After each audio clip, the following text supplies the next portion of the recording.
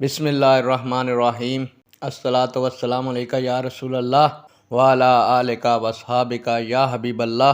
السلام علیکم معزز ناظرین و سامعین، اللہ تعالیٰ سے دعا کرتا ہوں کہ اللہ تعالیٰ آپ لوگوں کو خوش و خرم رکھے اور آپ لوگوں کی تمام تکالیف پریشانیوں کو دور فرمائے۔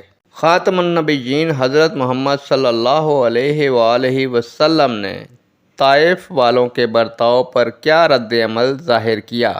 امید کروں گا کہ یہ معلومات آپ کے علم میں اضافہ فرمائے گی اور آپ اس ویڈیو کو شیئر کریں گے، چینل کو سبسکرائب کریں گے تاکہ دوسرے لوگ بھی اس معلومات سے مستفید ہو سکیں۔ پیارے دوستو، بڑھتے ہیں ویڈیو کی جانب۔ پیارے دوستو، دعوت حق کے دوران غفار نے خاتم النبیین حضرت محمد رسول اللہ صلی اللہ علیہ وآلہ وسلم کو طرح طرح کی تکالیف پہنچائیں۔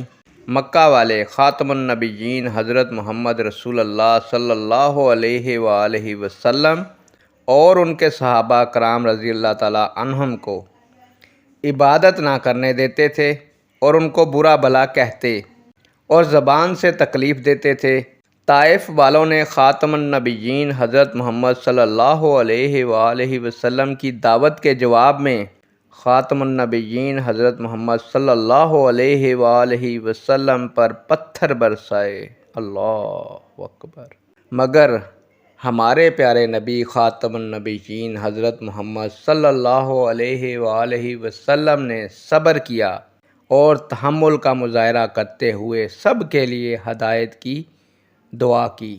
نیک دعاؤں کے ساتھ آپ سے اجازت چاہوں گا۔ اللہ تعالیٰ آپ کا اور میرا حامی و ناصر ہو۔ اللہ حافظ۔